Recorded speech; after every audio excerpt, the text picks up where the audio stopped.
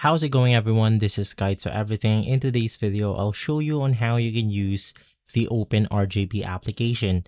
Basically, if this is your first time using the OpenRGB application, it's really important to launch the application as administrator. Now, in this way, it will enable some additional drivers onto our Windows, and it will then connect through our RGB devices. So you want to right click on the executable file of OpenRGB, and here click on show more options and then select the run as administrator. Basically, once inside this page, the first thing that you want to do is to click on the rescan devices. This will then locate all of the devices that you can manage using OpenRGB.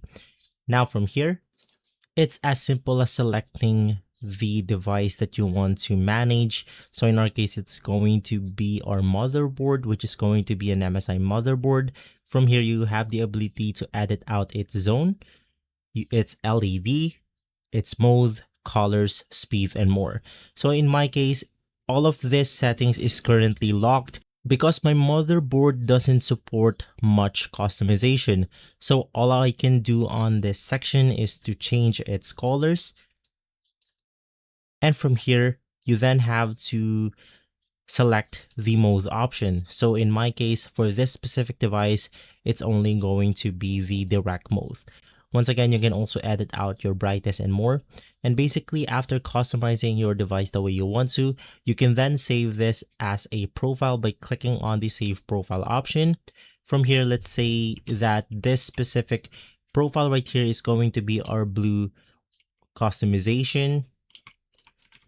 Let's click on OK, and we will be able to see that right here. So let's say that you have set up multiple profiles on your devices. For example, you have some red, you have some rainbow, RGB, black, and something like that. You can then save it so you will be able to customize it or use it later easily. And so that's how you use the OpenRGB application. If this video has been helpful, leave a like, subscribe, and follow Guide to Everything for more videos like this. Thanks for watching.